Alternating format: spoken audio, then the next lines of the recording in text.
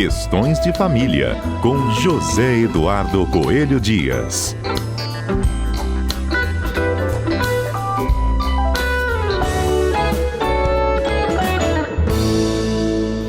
Zedu, bom dia. Bom dia, Patrícia. Bom dia aos nossos queridos ouvintes da Rádio CBN. Mais uma segunda-feira em que a gente dá continuidade à nossa série especial Família como um lugar de pertencimento e direito ao rompimento familiar. No capítulo de hoje, a gente fala quando o amor ou quando o amar acaba e vem a ruptura de uma relação, né? Isso aí. Seja infinito enquanto dure, é isso? Como dizia Vinícius de Moraes, que não né? seja eterno, que seja eterno enquanto dure. Que seja eterno enquanto dure. Enfim, Patrícia, é um momento muito delicado na vida de qualquer pessoa. Na psicologia existe uma escala de Holmes, que é feita para medir os eventos mais estressantes aos quais uma pessoa pode ser submetida durante a sua vida, né? São vários itens, são 100 itens e tal, e quem aparece em segundo lugar como o evento mais estressante da vida de uma pessoa é o divórcio. Isso deixa a gente bastante pensativo, né? Uhum. Então, se a gente sabe que o divórcio é um evento extremamente estressante, como esperar que a pessoa tome boas decisões neste momento? Porque vamos parar para pensar, a pessoa que está sendo submetida a um divórcio, e note bem, não quer dizer que só a pessoa que foi surpreendida com a intenção do outro, do parceiro ou da parceira da separação, mesmo as pessoas que tomam a iniciativa estão num momento de bastante cuidado quando a gente fala do emocional. E a gente deve dar muita atenção a isso. Por quê? Porque nesses momentos a gente acaba respondendo, em vez de responder com o cérebro, a gente vai responder com o fígado, a gente vai misturar tomada de boas decisões para o futuro com algum tipo de sentimento, de ressentimento ou até mesmo de vingança. Então é um momento que a gente precisa ter muita delicadeza, muito tato e até muita compreensão com as pessoas que estão passando por esse momento. E aí entra uma série de situações que a gente tem que resolver. Porque se você vai se separar, você vai ter que enfrentar primeiro a mudança do seu estado civil. Se é casado, vai deixar de ser casado. Você vai ter que enfrentar a situação dos filhos. Nós temos um regime obrigatório no nosso direito, que é o da guarda compartilhada dos filhos, e nem sempre, principalmente aqueles que têm filhos pequenos, e nem sempre esse compartilhamento é feito de uma forma adequada. Só para que você tenha uma noção de como é importante este ponto, a própria lei determina que nas audiências o juiz esclareça aos casais o que é a guarda compartilhada. Infelizmente, nem sempre é assim que acontece, porque eu já tive a oportunidade de conversar com alguns magistrados, e o entendimento deles é no sentido de que quem deve prestar esse esclarecimento são os advogados. Bom, que seja, mas é importante que as pessoas entendam o que é a guarda compartilhada, que não tem nada a ver com a alternância de tempo de permanência. A gente acha que a guarda compartilhada é ficar 15 dias, os filhos ficarem 15 dias com um, 15 dias com o outro. Primeiro esclarecimento que a gente precisa oferecer. Guarda compartilhada é o compartilhamento das responsabilidades parentais. E a questão do tempo vem a reboque, mas esse tempo não é o tempo medido no cronômetro ou na ampulheta. É o tempo que seja melhor para as crianças. Então, um desequilíbrio matemático do tempo não impede um compartilhamento da guarda, nem um compartilhamento da convivência. O que a gente precisa entender até é que o compartilhamento é sempre em benefício dos filhos. Além dessas questões, Patrícia, nós vamos lidar também, muitas vezes, com a questão da partilha dos bens do casal.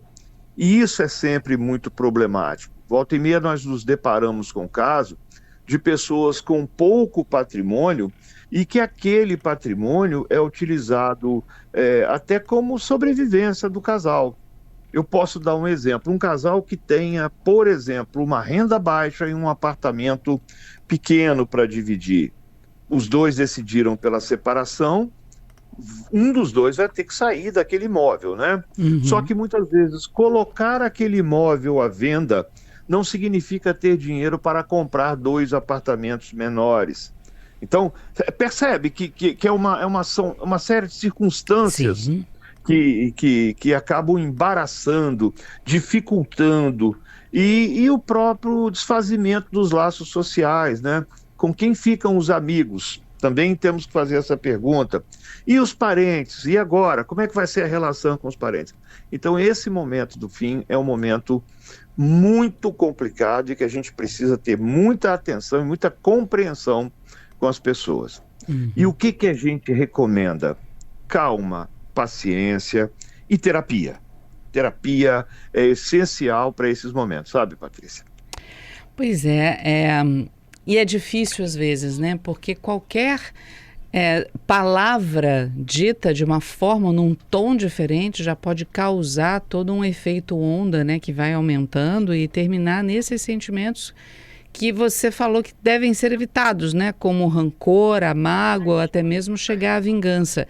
E a opinião das pessoas também, né, Zedu? Porque você falou da questão da família, com quem ficam os amigos, com quem fica a família.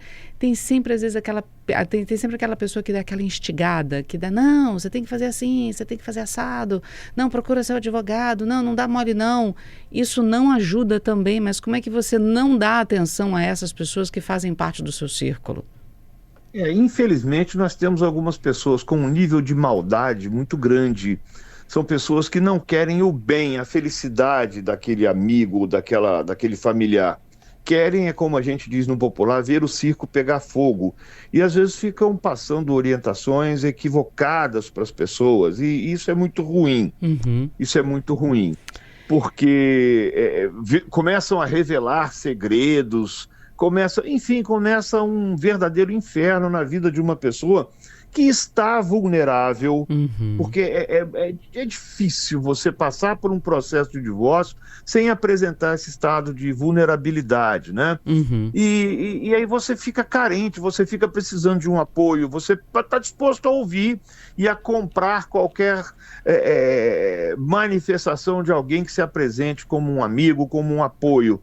Então, até as pessoas, na hora de oferecer os conselhos, devem ficar... Tem que ter muita parcimônia. Conselhos que devem ser sempre aceitos. Procure um psicólogo para tratar dessas questões pessoais. Procure um advogado para tratar das questões jurídicas. E veja bem, Patrícia, procurar um advogado não significa dizer que você tenha que brigar com a outra parte. Significa dizer que você vai tomar consciência daquilo que é seu, ou seja, de quais são os seus direitos e quais são suas obrigações num processo de separação. Fora isso, muito cuidado, deixa os profissionais cuidarem disso. Os amigos, é bom a gente desabafar, falar, mas um amigo não precisa dar solução para os problemas, não. Ouvir, ter caridade na escuta já é um bom papel de um amigo. Dar dicas, porque o que serve para um não serve para outro, né, Patrícia? Não é necessariamente o que deu certo para você, não vai necessariamente dar certo para a sua amiga. Então não adianta a gente querer impor as nossas verdades. A gente tem que saber qual é a verdade daquela pessoa que está atravessando aquele momento. E um advogado, às vezes, vai tudo bem, né? Eles conseguem realmente se entender e falar, vamos separar de forma amigável. Um advogado resolve o problema dos dois, né, Zedu? Pois é, essa é uma outra questão que a gente coloca sempre. Bom, um advogado pode assinar um acordo de divórcio para um casal? Olha só, Patrícia, em tese pode. Você pode fazer uma escritura pública de divórcio, de partilha. Você pode fazer com apenas um advogado? Pode. Você pode fazer um acordo judicial com apenas um advogado? Pode. Qual é o problema para esse casal? Nenhum. Quem pode eventualmente ter problema é o próprio advogado. Eu te explico. Vamos imaginar que aquele acordo que foi feito pelo casal seja descumprido. Você vai precisar de um advogado para executar aquele acordo.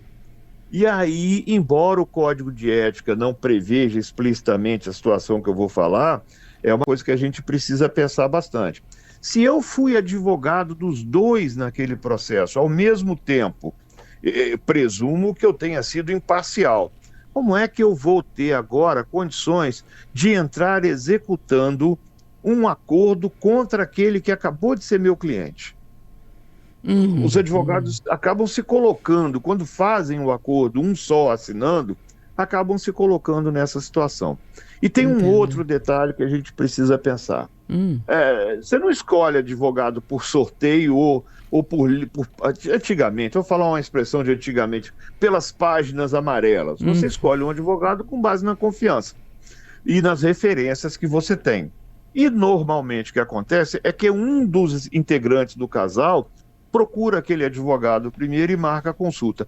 A tendência que tem é do outro sempre desconfiar, achando que aquele advogado é só o advogado do outro, e isso às vezes pode até complicar a confecção de um acordo. O ideal é que cada um escolha o seu advogado e que esses advogados atuem de forma colaborativa para que apresente soluções para o desfazimento daquela relação, quando for o caso, porque o advogado tem que ter sensibilidade também para entender que nem sempre aquela pessoa que procura esse advogado num momento de crise está realmente disposta a um divórcio, a uma separação.